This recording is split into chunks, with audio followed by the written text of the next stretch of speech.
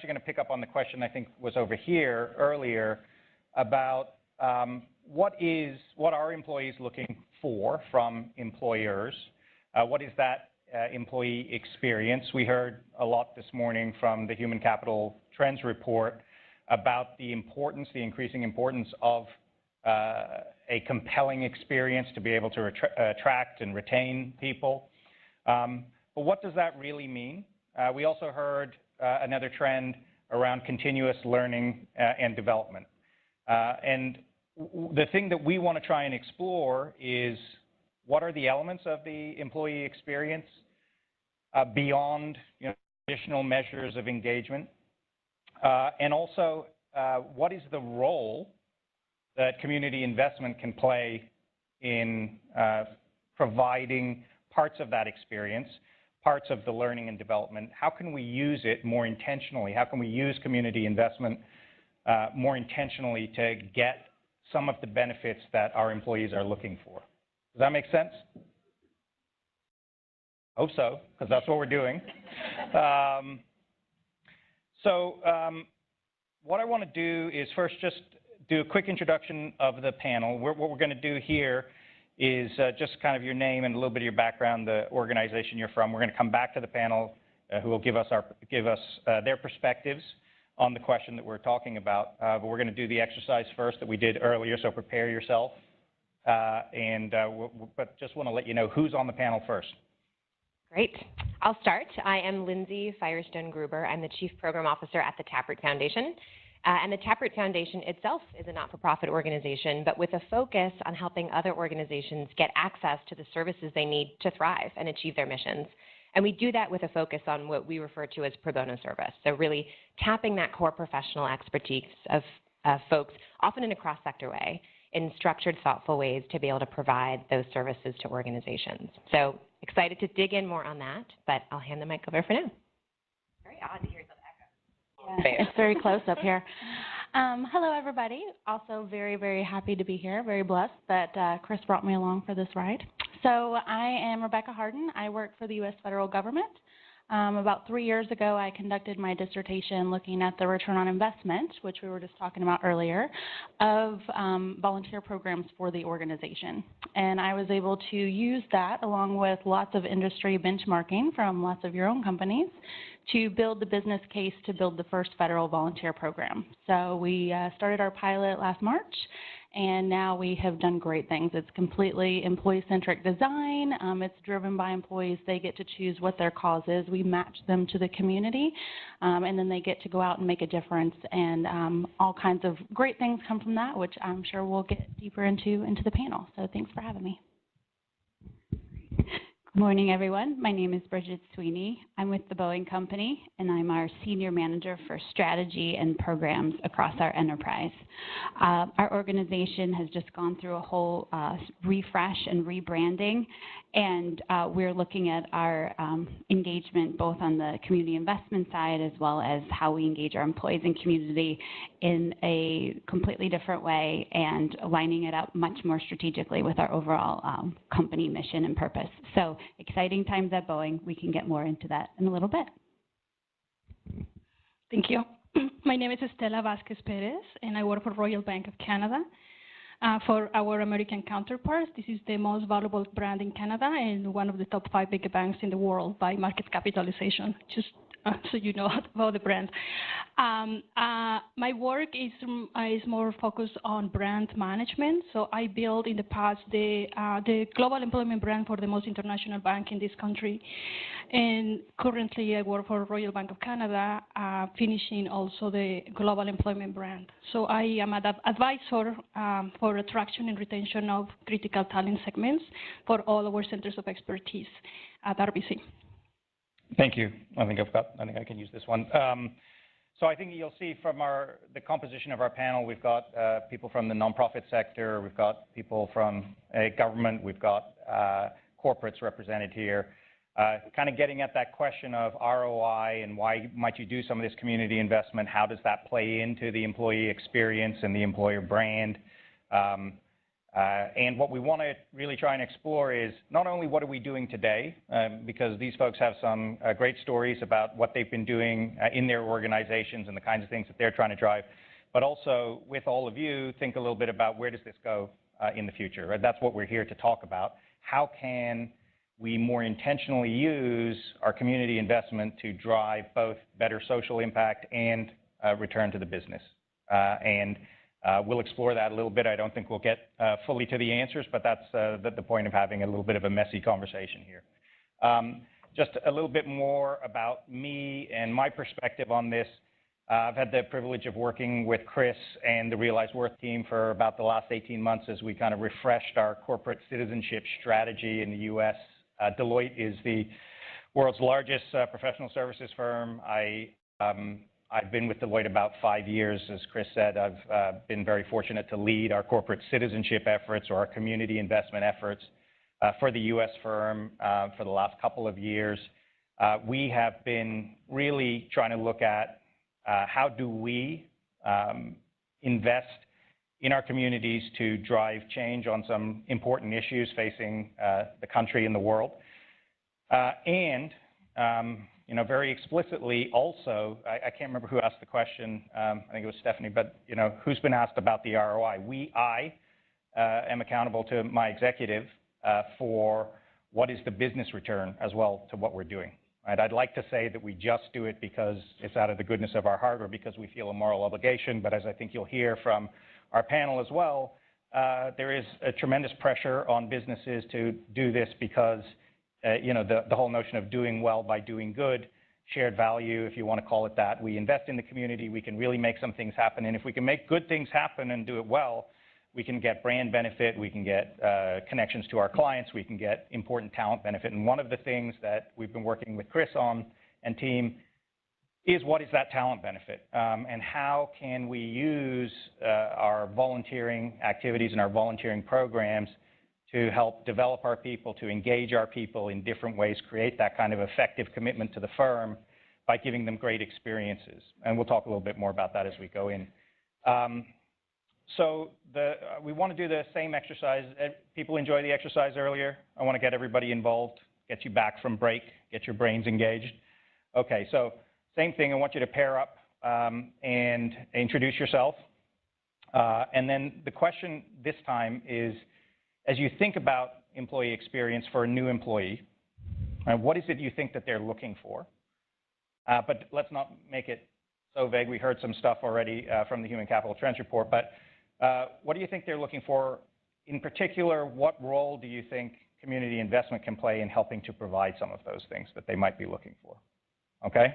And we're going to call on people as we did before. If you okay.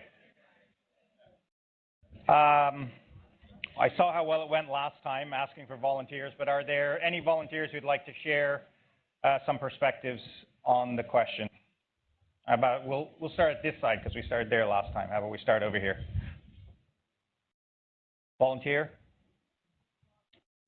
Great, thank you. Hold on, there's a mic coming to you. Thanks. Good morning, everyone. I'm Susan Byram from First West Credit Union on the West Coast.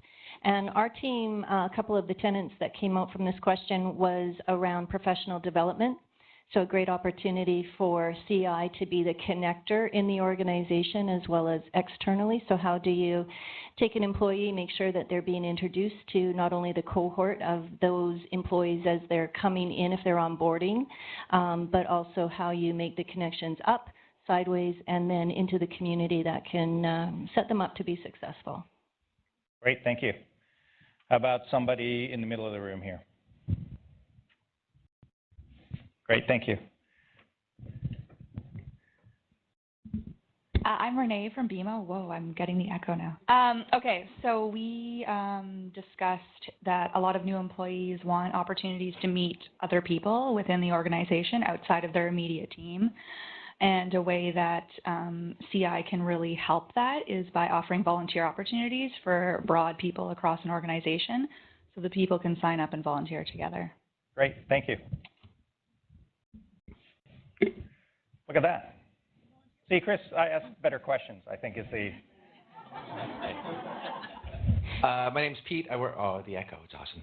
My name is Pete. I work for a company called Soft Choice that most of you might not have heard of, but most of you on the corporate side are probably customers of ours, business-to-business tech company. And from my perspective, what we're really seeing is employees who want to work for a company with purpose, or a company that quote unquote, makes a difference in the world and doesn't just exist to sort of facilitate goods moving from point A to point B. So some of you already hit on it. I mean, we get at that through volunteerism, through employee matching programs, but trying to establish a consistent experience from city to city and team to team that's kind of the challenge. I mean, that's why I'm sort of really interested to hear about what everyone on the panel has to say about it. Great. Jan? Sorry, one of the things that Pete said that I really loved is, listen, like, our employees are sophisticated and smart. They want to get beyond the one big check, right? So the big check with the photo, right? And so how do we actually embrace the real sophistication that people have now about wanting to make meaningful impacts and how they can use their full self to do that? Great, thank you. One more. Thank you. My name is Leor Rothschild, and I'm with Canadian Business for Social Responsibility, or CBSR. It seems like when you read about why most people leave a workplace, it's typically because they have a bad boss. And so we had a conversation here about how do you stem that. And it seems to me that what's required is more training for people to manage all of the issues that we're talking about here today in a more effective way. These days, if you're a manager, you need to be leading a more inclusive and diverse workplace. You need to be managing all these issues. You need to be aligned with a company that's pursuing a deeper purpose than just making money. And these are a lot of complex things that I think the average institution isn't training people well for. And so I think more investment into the kind of training that makes people go from being an average manager to a really great leader keeps people in the places that they're working in. Great, thank you. So I heard a few different themes there. I heard something about connections. I heard something about professional development, a connection to purpose and an alignment to the company values and their values. Also kind of, again, professional development or training in the context of some of these issues that we've been discussing here today, and that perhaps there's a role that community investment can play in helping us to drive some of those things. If you look in the Human Capital Report, a bunch of those issues are raised in the context of what does an employee experience look like, but we also have an incredible panel here who have been doing a bunch of work on their own and in their organizations around employee experience, around community investment, and kind of the role it can play in engaging our employees and beyond in learning and development. So what we're going to do now is turn to the panel who's going to give us a little bit of background on how they think about this issue, and then we'll kind of open it up for some more conversation. So I'm going to start with Estella. Okay, thank you. Just have to acknowledge my team here, Mabi, Chris, and Sandra. Thank you for being here supporting. They are in the citizenship team. So I just want to keep one key message with you throughout the conversation, and we're going to draw back to that message. The archetype of every relationship is based on growth, no matter what kind of relationship. Whether it's your husband, you mean growth for your kids, you mean growth for the company expects growth for you. Where there is no growth, there is no hope for a future. So if we keep that in mind, everything that we connect should respond to that overarching promise of us as humans. So that's the first point. Now, from my perspective, I believe that brands can build futures. And when I say brands, to build better and brighter futures, I'm not talking only about corporations. I'm talking about the NGOs, your own personal individual brand. So we'll have the responsibility or the choice to continue and build that better future for somebody or even for yourself. So in the conversation of the workplace, we have to respond to people and how can they build better futures for themselves so they can help build better futures for others, which are our clients. So we're going to, what I want to talk to you about is how I manage this from the brand perspective. People, the way we manage it is you have to address that emotional connection with the person, but you also have to address a rational component that supports that emotional part. And ultimately, you need to give them a good experience to be true and to be honest, to be authentic with all those same feelings. As a simple example, I cried with that video that they presented earlier. So they squeezed our heart. They made us suffer. And to be honest, I don't need to be made suffer because I already am with that. So what? So they tackle our emotional side, and so what? So the next thing is, what is the rational proposal? What is the rational component? If you are going to have tough conversations, you have to be responsible and bring also the rational component. What is the idea? What is the solution? And what are you going to do about it? It doesn't mean you have to have it right, but you're going to try something. And after you say, now we all agree that we all suffer together and we agree to fix it, now rationally we have a path, and as human resources professionals, you'll go for initiatives, right? Put $1 here, make an investment there, do that. You can have 1,000 initiatives, and we'll talk about how to sort through them. But then you need to, when the employee experiences that initiative, it has to come through connecting that emotionality that you call first, and then connecting that rationale. It gives growth to my perspective, my career, my life. It makes sense to me. And therefore, when I satisfy my Maslow's needs, I can also help others. And that experience has to fulfill them. So we have to connect the 3 points. It is not fair to go just for one. Initiative-driven HR or emotionally attacking people, with advertising, critical, beautiful advertising. But now we have to bring it and invest in the experience to make it happen. So I'm just going to leave that because that was like a bunch of ideas, and then we'll come back to them. Great, thank you. Thanks.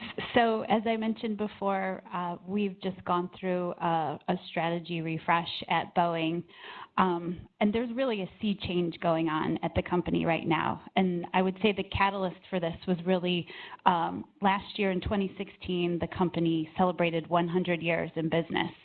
And that was a chance that the leadership and employees from across the globe took a chance to sort of reflect on the accomplishments that we've had as aerospace leaders for 100 years, but also look to the future, what we wanted the company to be in the next 100 years. And our leadership really took advantage of this opportunity to refocus on the most important part of our DNA, which is our employees. And so as I mentioned, we have a new purpose and mission, new very strong strategic goals and objectives for the company. But really at the heart of it is, at the Boeing Company, we connect, protect, explore, and inspire. And that has really been a catalyst for a lot of sort of changes that we've seen from an HR perspective, from an engineering perspective, across the whole spectrum of our different functions.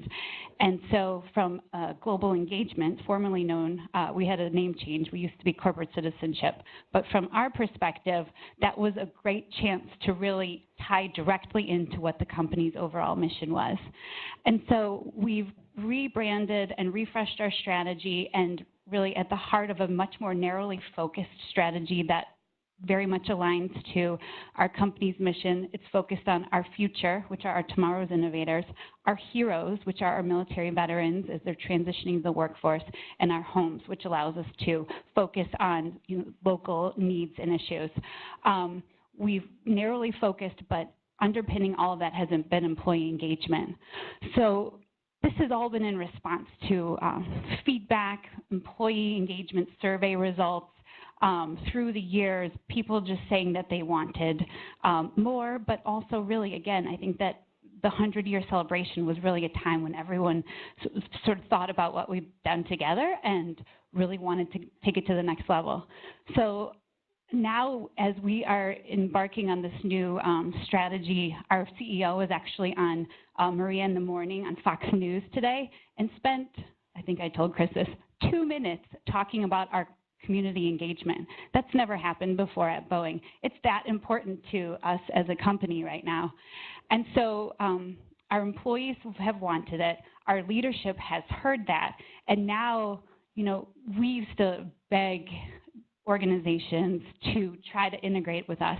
I think as practitioners in the room, we all know the value that the skills-based volunteering and engagement in community could bring to employees beyond just, you know, having the goodwill in the community.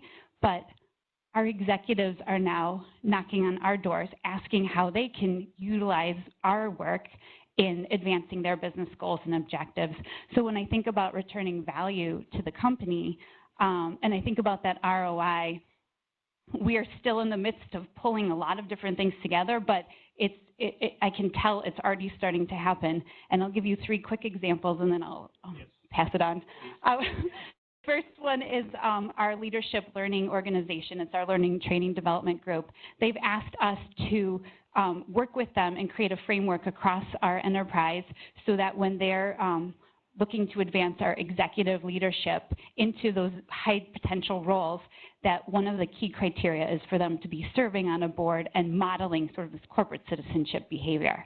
The second example is our well-being organization, who we have a lot of well-being initiatives. We have a physical fitness challenge every year. They have wanted to work with us because they said there's a physical well-being, but people are wanting the social well-being sort of aspect as well. And we've done a couple things with humanitarian reliefs where people could donate their rewards from winning the physical fitness challenge to help pack a humanitarian relief plane that then went overseas. But this year it culminated in 50,000 of our employees participating in a global walk. We called it Boeing Moves the World. And if we had 50,000 people, we gave $1 million to veterans organizations that helped veterans who had been wounded, give them the opportunity to walk through prosthetics and so on and so forth. And then the third example is with our support with engineering. Our engineering department we've had a long relationship with an organization called First Robotics. It's been great. It's been okay, I should say. But for the first time, our engineering department has seen this as a way to advance the skills of our engineers as mentors to these First Robotics teams. And so now we've grown our participation in that program quite a bit. So it's a really exciting time to be at Boeing. And I just feel like the executives have heard what the employees want, and now the executives are knocking on our door to figure out how to integrate. And I'll leave it at that. Great. And before we move on, just a couple of things from the comments so far. I mean, I think what you're hearing is a connection at a business level to a perceived need from the employees and a perceived benefit that we can derive from some of the community investment programs. And as we go down the line here, I would love to just kind of dig in a little bit on what we think some of those real benefits are. We talk about engagement, but I think our subtitle from this was Beyond Engagement. So, you know, what else are we getting? Are we getting skill development? Are we getting a different kind of skill development? At Deloitte, we've been, again, working with Chris and team, thinking about a lot of the work that we're doing. We're trying to embed more social emotional skill learning. If we talk about continuous learning and growth that our millennials are saying that they need, and you know, we see as a real issue. Of course, you can get project management skills. Of course, you can get this, but are there different kinds of things that you're getting out of community investment, volunteering types of programs than you do just out of traditional work that you might be doing otherwise? Sounds so I'm just setting you up to. It's perfect. I feel like it's all been set up perfectly. Okay, there we go. So we've already answered a lot of those questions in our audience. So it was so wonderful as we were going through. I had talking points that I had prepared, and I was just like, yep. You guys have it. So, I mean, from what I've seen in the research that I've done in the federal program that I've stood up, a huge benefit of volunteerism is absolutely that professional development that you all shared. Being able to network. In my line, my little tagline at work is network makes the dream work, because that's what made my dream work. I would never have made it happen had I not met the right people within my agency that put me in the connections that I needed to get, got me into the rooms of the senior leaders that I needed advocacy from to take a chance on me and let me try this new wild idea of volunteerism in the federal sector. And now that our employees are going out and experiencing this, that's exactly what they're getting. They're getting to meet people from across work units, so that kind of went to this comment. I get to meet people I've never worked with before. So sometimes we'll get groups and they're intact teams. Sometimes it's a lead of an organization and they want to open it up to everybody to get that cross-organizational alignment, right? So folks who are working different parts of a process can actually meet each other outside of work and have an experience together. So you get the development, the networking, you get the exposure and meeting people that you've never met. I think my favorite was the comment about we've got to get beyond the big check. So in federal government, we have what is called the Combined Federal Campaign. So that's the only way that charities can solicit monetary donations from federal employees. There are thousands of charities within that campaign, and every year we get to pledge payroll deductions to those charities. But it's very much, and this, I always feel like this comes out wrong, it's almost a heartless action. I go into a pledging system, I search through some charities, I pick a couple, I put a number beside it, and I'm done. That's not very emotional, right? So to add the volunteerism to it, and then at the end of the year, we do the exact same thing. We have this gigantic check, and we sign it, we present it to OPM, and we're like, oh, our agency gave $2.5 million. Well, that's beautiful, and I'm so glad that we're doing that, but nobody got to feel the emotional experience of where did my money go, how did it help? Unless I volunteer on my own time or I'm connected with those organizations or those social causes, it very much is just a very transactional thing. Whereas when we go out into the community and we volunteer, it has that potential to actually change something inside of us. And what's neat, I wish the senior leadership was knocking on my door for things other than numbers. So I had this discussion with a couple colleagues last night. So every week they're like, how many people, how many hours? I'm like, but that's not the point. I mean, it's great because the program is scaling very quickly, but what I like to get is the reactions to our surveys. We ask them, did your perceptions change as a result of this? What did you think about the population that you were going to be working with before you went into? How did you feel when you came back from that? And it's so neat to see people. First of all, over 50% of the people who've engaged in our program had never volunteered before. So you've got people actually getting out and seeing donor dollars in action. Now they're even more likely to come back and give you money because they understand what it is that they're giving to. They've had that emotional connection and that emotional experience. 60% of the people who've participated have said that they've had a perception change. And some of the quotes just, it's what keeps me going every day. Like, my favorite one is, what if that was me? That could be me when I go out there. So when we talked about on our first panel, kind of the in-groups, out-groups, how do you break that down? It's connection with your out-group. Volunteerism does this. It takes you to that place. And when you say, oh my gosh, that could be me on the street. Now I've just had a lot of barriers, a lot of assumptions, a lot of things break down. So absolutely, yes, let's get beyond the big check. To that, and I'll just close with, so my, I shared it last night, I promise I wouldn't forget. One of my favorite proverbs is, tell me and I will forget. So awareness is not enough. We can't dig into my whole dissertation, and you wouldn't want to because it's long and tedious, but that was one of the key findings. Just simply being aware that your agency has a program is not enough to build your commitment to that company. You have to actually participate in the program. So tell me, and I'll forget, show me, and I'll probably won't remember. I'll be inspired in a moment, right? I'll see pictures and a story like, okay, but the only way I'm truly going to understand is if you involve me. So involve me and I'll understand. Fantastic, thank you. And just building on that, again, some of the work we're doing now at Deloitte in thinking about how to, like you, we're getting closer connected into our talent organization, connecting to our strategies and looking at what is it that our talent organization is trying to deliver in terms of an experience and what they're trying to deliver in terms of learning and development. And one of the things that, if you talk about, for example, diversity and inclusion, or if you talk about some of the connection skills, these are things that are very hard to teach in any kind of delivered training.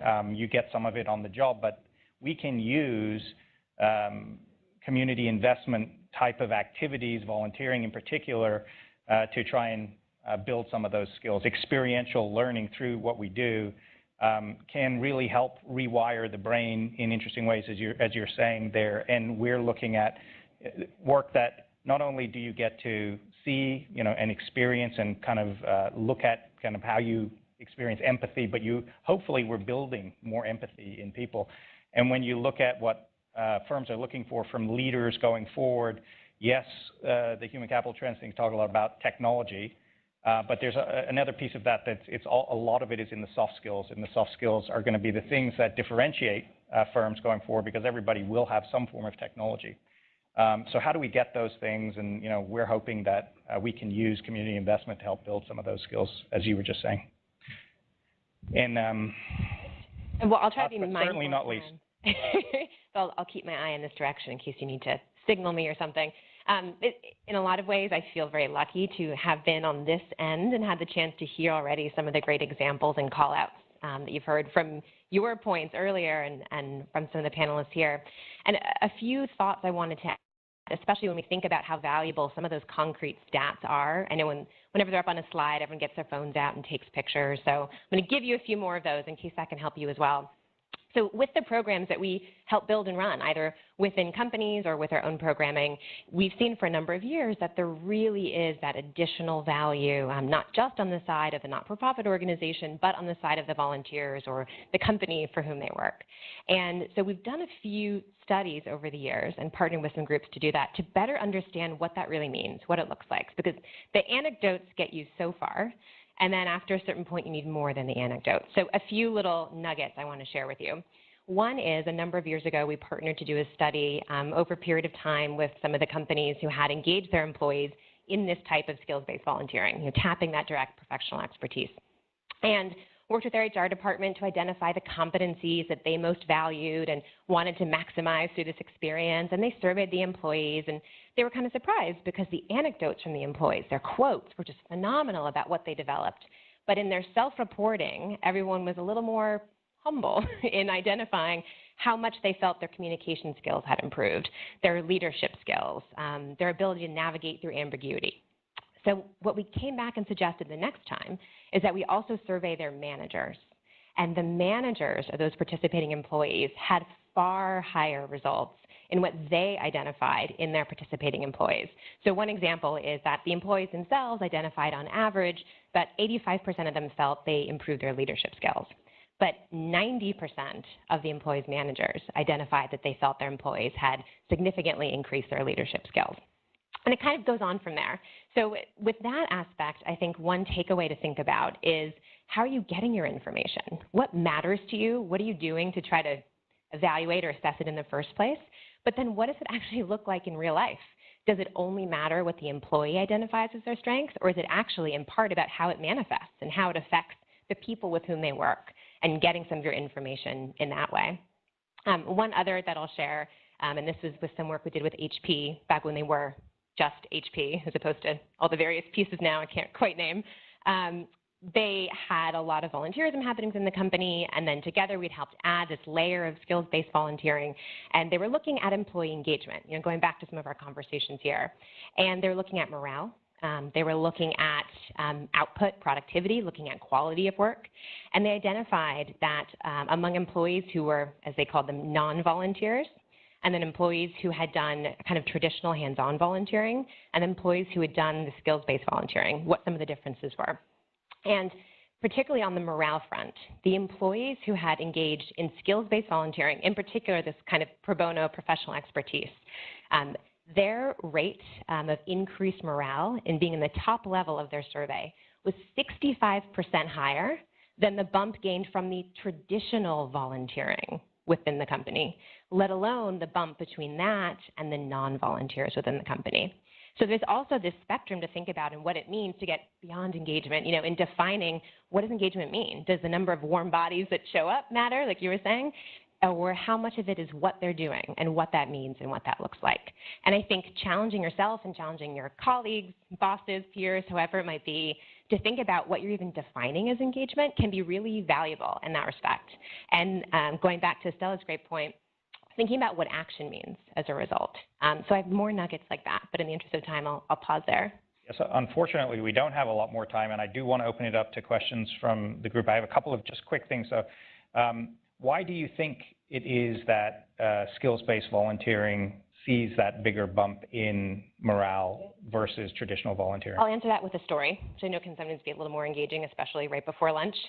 One of my favorite stories from one of these projects was working with a large financial services company, and we were working on a pro bono project, or helping them work on a pro bono project with an organization that served as a shelter, and needed to understand what it would take, what they needed to know, and what the triggers would be to expand to a larger facility. And not getting that answer right, has big implications for an organization. So it's a team of financial analysts who helped them over the course of this project create this amazing model, this amazing Excel spreadsheet. And we were talking to the volunteers afterwards, and one of them said, I've been working in Excel for years, prerequisite, to advance in my job. I've never had my spreadsheet made someone cry for joy. So of all the things I'm working on in the company and I have to check off my list and is in my performance plan and all this, I never valued some of my skills in the way that I know these skills can be valuable. And part of that's about working in a different context. It's not necessarily about having used skills you don't have or don't yet have. It's about understanding and using and challenging and pivoting and every other word, disrupting, I have to say that at some point, right? The way you think about your skills and the context in which you're using them. And so that story to me, I think, encapsulates probably where you see a lot of that bump. Yeah, thank you. I've had people cry over my spreadsheets, but for different reasons. I want to come back to Estella before we open it up, because Stella's done a tremendous amount of work around the employee brand and how some of these things do impact choices that employees make. And while I think we heard some great stories about what some leading corporates are doing and trying to do, I think there's still work to be done. And probably those of you who are in organizations where you have these conversations about ROI, in kind of proving out the case of what community investment can really do for you. So I know you had some data that you shared with me the other day. It'd be interesting to hear how people actually behave with respect to the importance of community investment activities versus some of the other factors in the overall employee value proposition. I think this will be, the idea is to give you a little bit of context of where we as practitioners of this community investment place in the great scheme of things. So as I'm advising all these centers of expertise, one of them is the citizenship team, but many others will be, the leadership team, performance enablement, compensation, diversity and inclusion. So I want you to think about this one first. We are only a piece of the pie. So community investment, community involvement is only a little piece, and I will call it a seventh, when I create compelling employee value propositions, which is my day-to-day work, to say, I want to bring that group of people, that talented group of people into this organization. I look at all these groups and say, what do you have? What can you give me to get them? And based on the Employment Brand Platform, I will challenge teams like yours to say, how are you helping me achieve this value proposition? How do you show them the power of connection? How do you show them how to drive achievement and change? How do you show them how to reach their potential to thrive? By the way, those three phrases are our pillars of employee value proposition. If the teams cannot respond to these questions, that means your offers, which sometimes I can find a list of 1,000 projects, initiatives, you name it. If they don't respond to these, then they're not aligned. Then they don't matter, and it's not useful for us to attract people. So you can invest a lot in engagement on an initiative that is not aligned. It will not pick up. So first, alignment is the first part. Recognizing that you are a piece of the pie is another one. So you need to find allies within their own organization to make your initiatives stronger. And now the last bomb I want to drop on you. When I ask people, if a company really invests in the community, will that make you join us? So when I say you are a piece of the pie, the first thing people are looking for right now is compensation. Second is job security today. Learning, career development, leaders who support my growth. You know in what number community investment sits? I will only move people's minds. 15% of people will actually stop and think, oh yes, I'm going to do it. So if you don't have community investment, if you are not good with your community, you will immediately be eliminated as an employer to be considered to work for you. So there you go. That's your first thing. You can attach to that kind of data. You can attach to purpose. Now, having it is table stakes. It doesn't help me. It just doesn't let them run. Now, making them change their mind, we're not there yet. Only 15% of people will stop and consider, oh, I'm going to choose this employee versus another.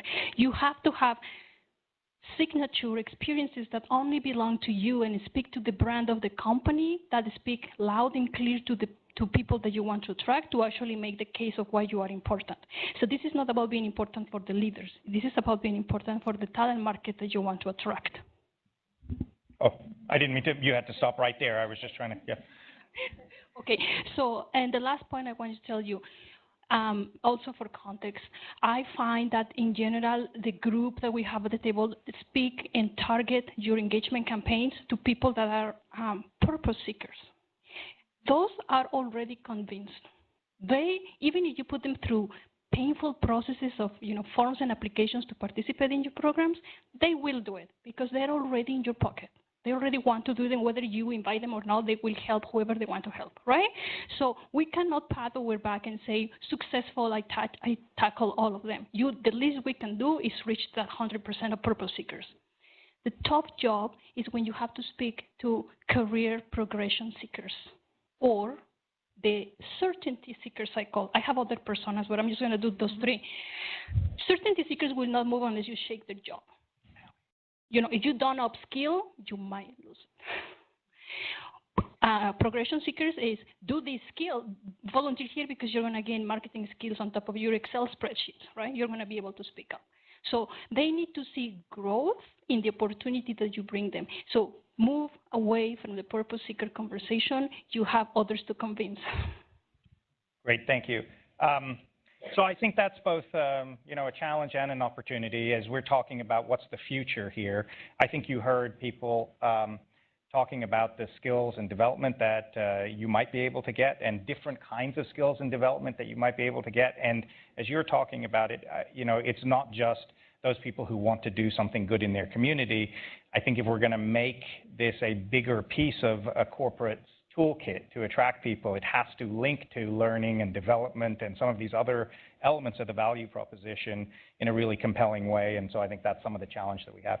So I'd like to, first of all, thank you for your comments, and I'd like to open it up. I know, can we have a little more time? Okay. Okay. Please ask questions of the panel. Sure. This question is for anyone. My name is Eugenia Duodu. I'm the CEO of Visions of Science, so I'm representing the not-for-profit side of things. And the context of my question is we work with youth from low-income and marginalized communities and get them engaged in STEM. And what often happens is some of our funders or some of the corporate sponsors that we work with will say, oh, are there opportunities for our employees to get engaged as volunteers? Because we work with a vulnerable population, my question back is, so how? Because our volunteers, to even be able to work with our youth, have to be vetted in so many different ways. And so for this engagement not to feel very token and like, hey, I'm taking a bunch of pictures of the kids in Africa, like, is this really something that you want to do? Are you really invested in this? Is this really something you want to be here with? Because there are actually other areas, and just to speak to the skill-based volunteering that we as an organization need help with. So as an example, one of our sponsors kind of said, so let's see how this aligns and what works for your not-for-profit organization in terms of your needs. Like, where do you actually have need for us to be engaged? And I was like, you know what? We have personal development needs. So if you have anyone that's available to coach in that way and to volunteer their time in that way, we're cool people. We'll work with them, and that would help us immensely. And our impact as an organization has superseded even the value monetarily that sponsor put in. Just their employees giving their time to train us, it's taken our organization to the next level, or sponsors that invite us to events like this, thank you, Toronto Pearson, has helped us kind of understand that. So I just want to put that in your mind. And how do you, if anyone in the panel can comment, how do you overcome the barriers of kind of being token with how your employees engage with communities? Anybody volunteering? So 2 responses. So the first one is regarding the making sure that you place the volunteers where you really need them, right? It's not just a photo op for the organization. So the way we've designed our program, it's exactly that. So our employees, it's employee-centric because they come to us and say, we want to volunteer, but they come to me with a specific cause area. What is your group passionate about? Is it hunger? Is it poverty? Is it homelessness? Is it youth development? Whatever it is, you come to me with that. And then we look through all of the combined federal campaign charities, wink, wink. So if you're not one, if you get into that program, then we can work with you. So we work with those combined federal campaign charities, and then we narrow it down to the top charities they want to volunteer with. I outreach with the charity and ask the exact question, which is, what do you need? Where could we best put our folks? And that's what I'm going to go back and tell the group that they can do, because that's really what we're there to do, right, is to help you fulfill your mission the best way that we can. And then the second thing with the vetting, so since we're a federal government, I'm not sure about the corporate colleagues, we actually do that. So any of our employees that go out and volunteer with children, they're fully vetted by our security organization before they go out. I was just going to make one comment about the example I gave earlier around our first robotics challenge. So our employees dedicate a lot of their time to mentor these first robotics teams, and it's months long where they pull together these robots, and then they have a big competition. And those teams that they mentor are generally in the areas where they live and work, and usually those are definitely middle-class, affluent communities. And this past year, we noticed obvious big gap in where the teams were getting mentored and where the need was for mentors. And so working with the FIRST Robotics headquarters and their regional offices, we've created, and we're fine-tuning this and leading the way, an opportunity for our employees to mentor teams that are not close by, that are where the FIRST Robotics has identified where there's a need for mentors with the skill sets that our employees have, and then we're doing that in a virtual capacity. And we're testing that out right now. I know FIRST Robotics has been trying to figure this out for a while, so we're hoping that we can help them then make this something that's scalable for other corporate funders as well. One call out too, because I think it's such a really valuable comment to make. So much of this is about just being able to have a broader change in the philosophy of philanthropy, volunteerism, et cetera, right? And so I honestly do think more opportunities for not even questions, just observations like that to be posed in the right forum among funders, corporate partners, et cetera, is important, because it is so rare for it to be able to happen comfortably and responsibly when you're in that transactional conversation, right? When your big funder says, and can you accommodate 50 of our people next week and serve them lunch, and they can meet people, right?